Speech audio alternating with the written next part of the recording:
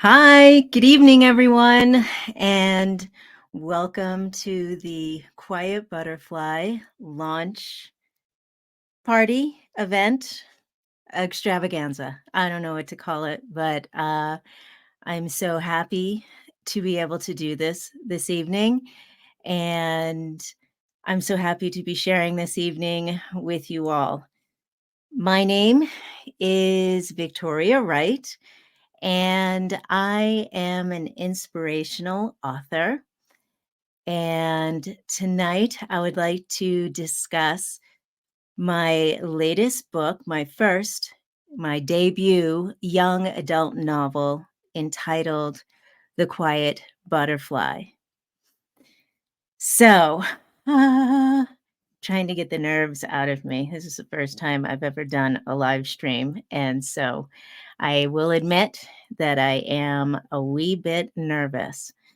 But anyway, so just give you a little bit of an update of what actually is going to happen over the next 30 minutes is that I would like to introduce the book to you, give you a brief overview, no spoiler alerts, of course, and then talk about the inspiration for the book and the intent that I have for putting a book out like this.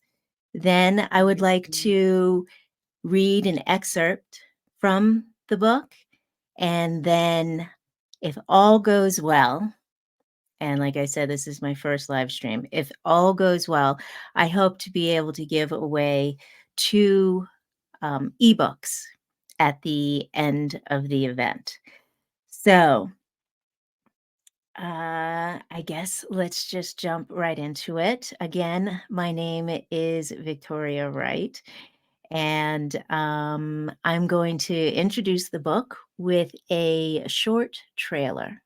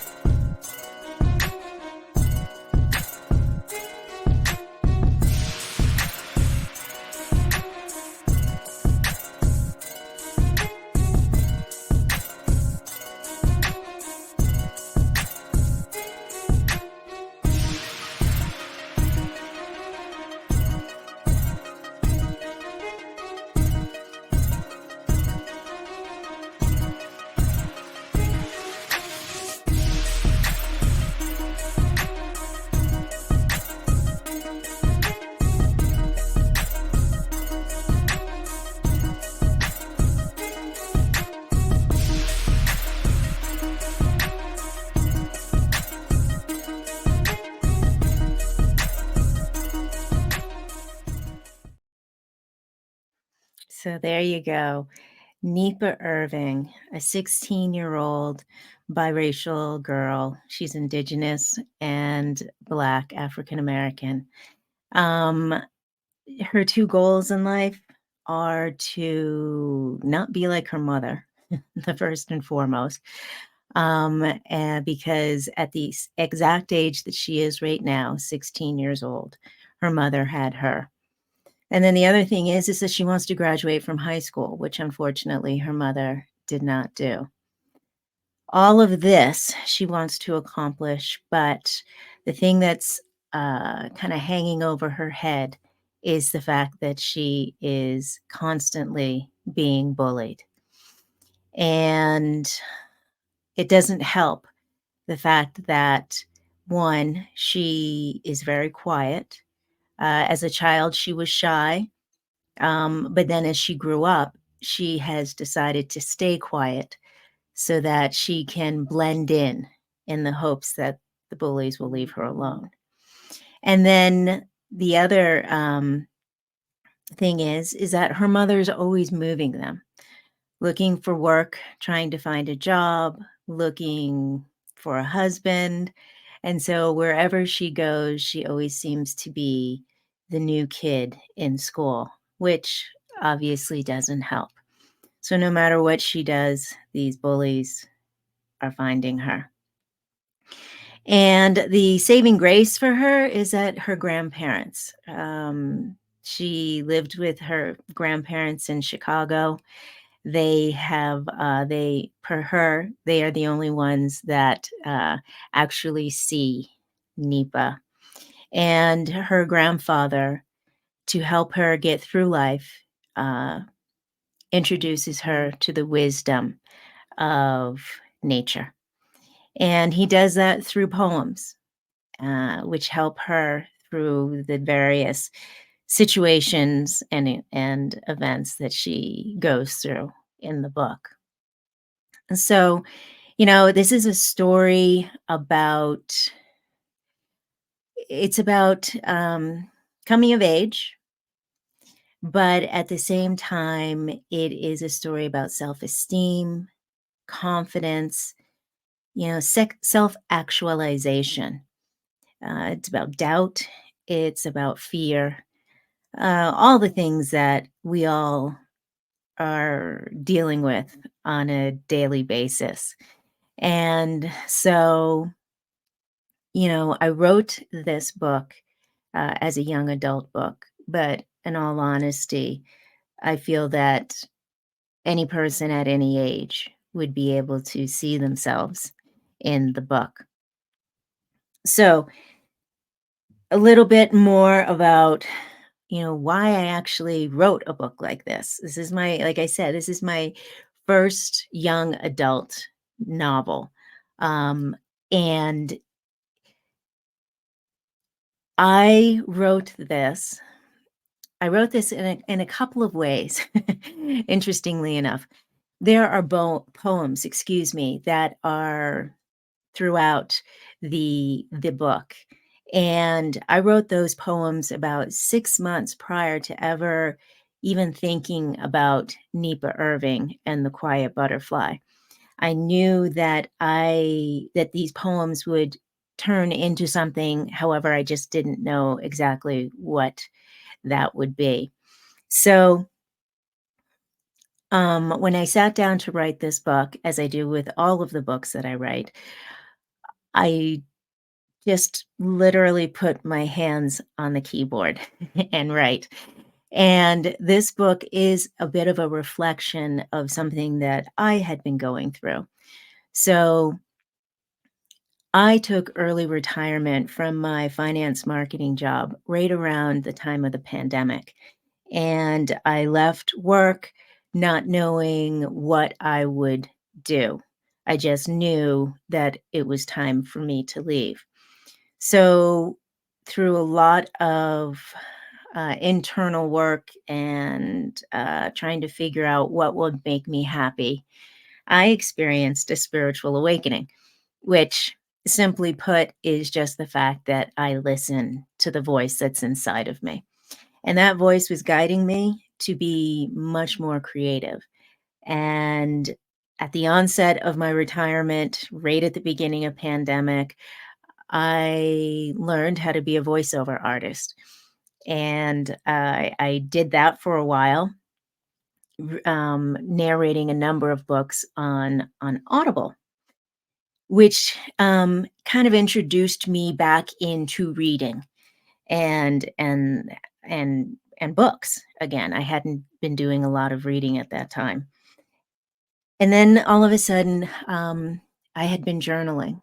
I journaled every day, and after I had been asking myself a number of different questions about life, what am I doing?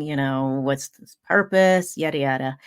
Um, and I received answers through my journaling. I was then guided to turn that into a book. Interestingly enough, because I never, ever, ever dreamed that I would write a book. And that it was my first book, Healing Words to Inspire, Remember, and Know. And coincidentally, I launched that book exactly 3 years ago today. So, I started writing, and I realized that this was something that I really enjoyed. And then I wrote 3 more books, and then, I sat there after writing these books right before I started The Quiet Butterfly, and I was getting really nervous. I was questioning myself as to why I had taken this huge leap of faith. I left a very stable job, a well-paying job to write, and I didn't even know if I was a good writer. I mean, my books were selling, but, I'm not on a bestseller list, and, so I was really doubting my abilities. And that doubt and that negativity that I was hearing in my head was really messing with me. And so I needed to figure out why I was being so negative with myself, why I was being so harsh to myself. And through a lot of internal work, I realized that some things that I had experienced earlier on in life, I had buried them, and now they decided to pop up and make me aware of them again. And so that's kind of where I came from when I was writing The Quiet Butterfly. Add to that just the number of incidences of bullying that is happening now in schools. There was a study by the Boys and Girls Club of America that says since pandemic, the incidences of bullying, both physical and cyber, has increased. And so, you know, um, kids are really kind of getting beaten over the head with all this stuff. And then, it's not like bullying was too far away from even my family. I have a teenage son, you know, there are just things. Myself, I've experienced it. My partner, he's experienced it. I really don't know anyone who has not experienced bullying. So you take all of those things together, and that's where this book came from. Now, my intent was not to write a book that would stop bullying. Bullying is a unfortunately is a societal issue that I don't think one piece of fiction can change. But um, it it is something. I wrote the book to have the reader remember that they have the power um, to walk away. Mm, maybe that's not the right word. They have the power to create the life that they want to live, and that it doesn't matter what someone else thinks of them. What truly matters is what the person thinks of themselves. And so that was my goal in writing this book, to remind youth, to remind anyone who's reading it, that just because some bad things are happening now doesn't mean that that is going to impact them for the rest of life. It doesn't mean that it's something that they can't change. Um, but work needs to be done if they've experienced bullying. And when people don't um, recognize, or when people don't deal with the effects of bullying, it plants seeds within the person. And if that person believes the things that are being said about them, those seeds will grow. And those seeds, once they start growing, they create fear, they create doubt, they create limitations in life. And I'm 56 years old, and I'm still dealing with stuff that happened when I was much younger. So I was hoping that if I wrote this book and reminded young people when they were reading it that you need to process this stuff, that maybe they wouldn't have to go through the same thing. I also wanted to let people know that, when kids are being bullied, they feel like they're by themselves and that there's nowhere to turn. Um, and the thing that needs to be remembered is when somebody is bullying, that's a symptom of something larger. The person being bullied, it's not their fault.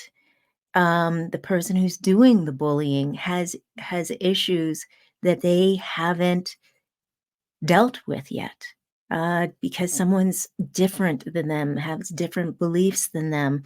They, the person who's bullying, that needs to be able to process their emotions. And if they can't, then they spew it on somebody else, and that's what the bullying is. And unfortunately, the person being bullied is the one that's carrying that burden of all that negativity.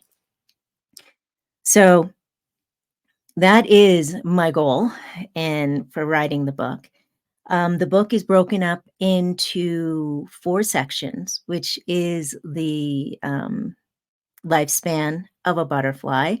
It's the egg, larva, pupa, and then the actual butterfly.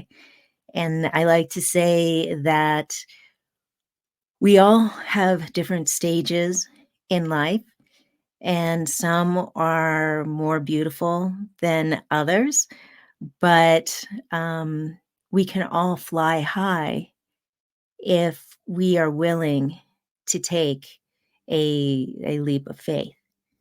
And so when you get to meet Nipa and read her story, I think all of that will make a lot more sense to you, and see how, and you can see the stages that she goes through in her life. So I now want to be able to read a couple of excerpts from the book to give you a little bit of flavor, hopefully entice you to want to buy, read, whatever we want to say. So this excerpt is coming from chapter 2. The car slowly pulled into the driveway that we had been to so many times before. The lights were off in the house, except for a small glow in the upstairs bedroom. Mom flashed the car headlights a few times and we waited.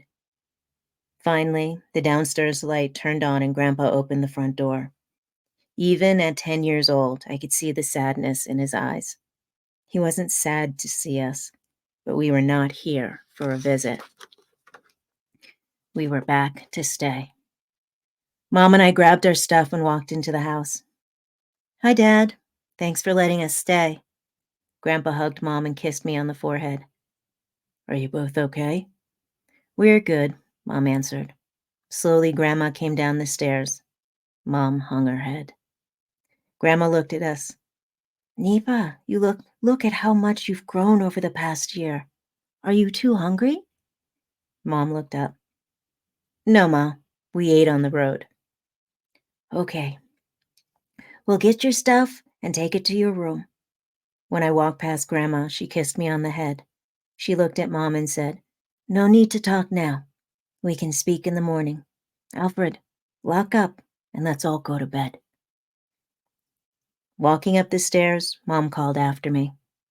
Nipa, get ready for bed. I'll be up in just a minute. When I got upstairs, I heard them arguing. Mina, I said we can talk in the morning. No need to get everyone in a tizzy tonight. Go to bed. It looks like you had a long day. I could hear Grandma climb the stairs, and as she passed our room, she poked her head in. It's good to see you, Nipa. I missed you. I missed you too, Grandma. Good night. I woke to the wonderful smells of pancakes and bacon. It was so good to be back. Grandma and Grandpa always took good care of me. They made me feel like I was home. I ran down the stairs and gave them both big hugs and kisses. Mom wasn't up yet, so we talked quietly. When she finally came down, I had already finished my breakfast. Mom instructed me to get ready because we needed to get me registered back at school, which also meant they needed time to talk, so I didn't rush. Mina, it sounded like everything was going so well. It was a good paying job. What happened? Grandma asked. Yeah, well, it was till it wasn't. Someone from the tribe thought that I looked at their man the wrong way, so we were out. Oh, Mina.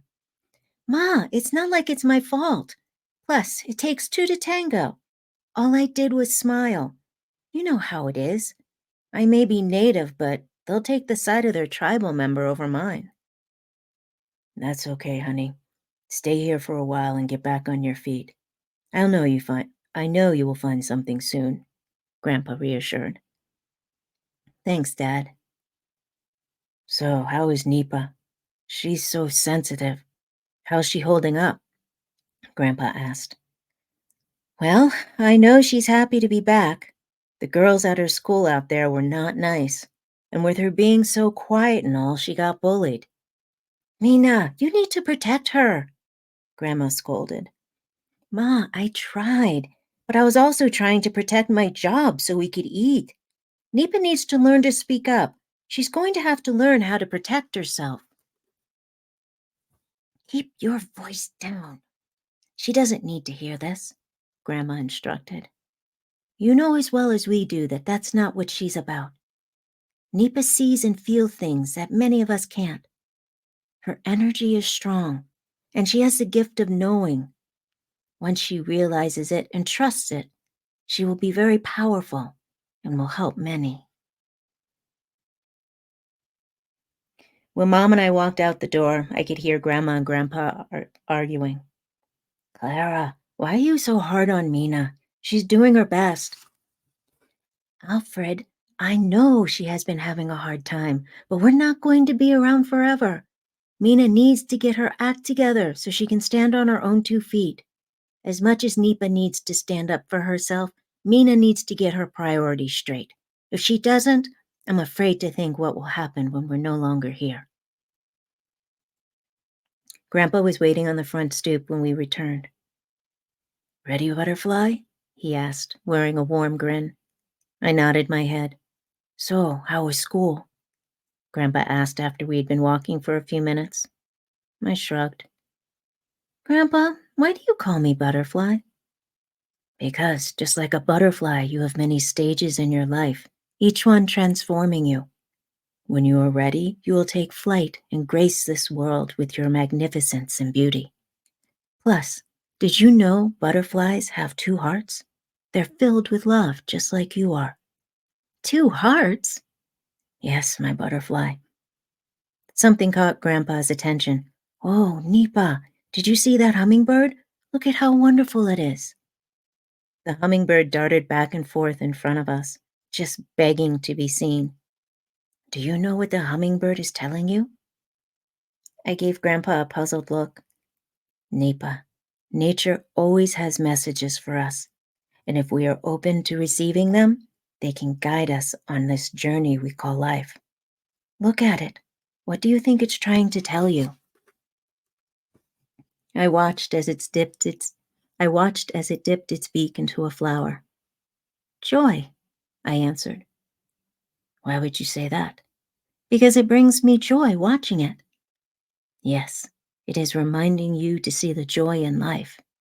Grandpa gave me a smile and then recited, Hummingbird, hummingbird, your vibration is pure delight. Darting here and there is magic in flight. Sharing your beauty and love to remove life's strife. Open my heart so I may taste the nectar of this life. So, that was just a little bit about the quiet butterfly. I hope that was intriguing to you and that you enjoyed it.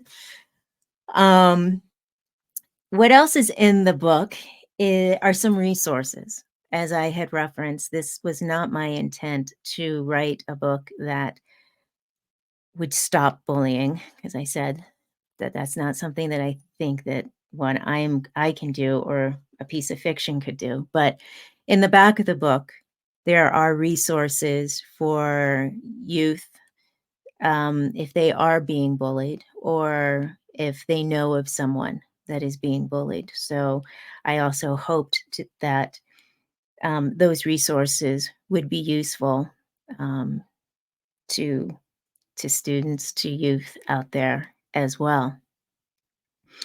So, I also wanted to share with you the fact that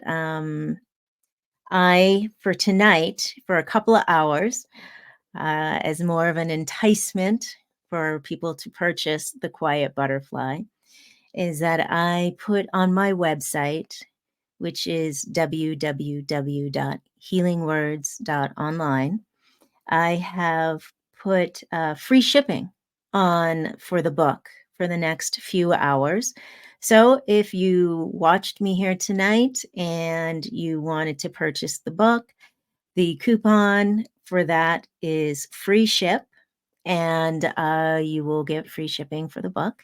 I have stock here, so I can get them out tomorrow and get them to you as soon as possible. And so that is that.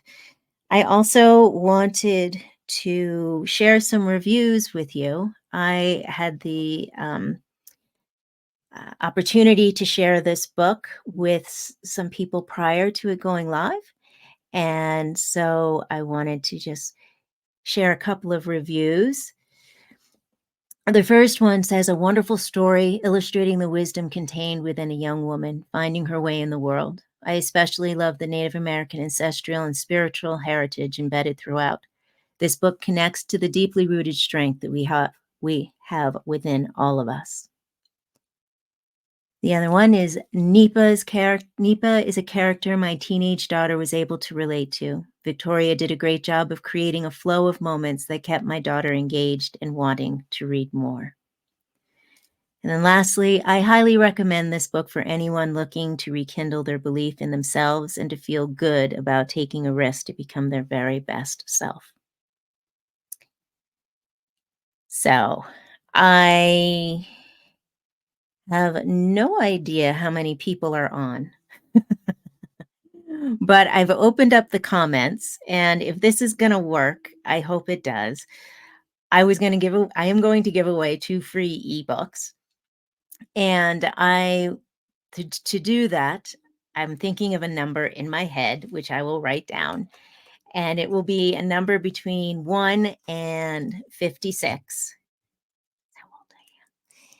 And the person or persons, the 2 people, I should say, that come closest to that number, I would love to send to you a an ebook. So if this works and there are people on, please submit in the comments a number from 1 to 56, and we'll see if this works.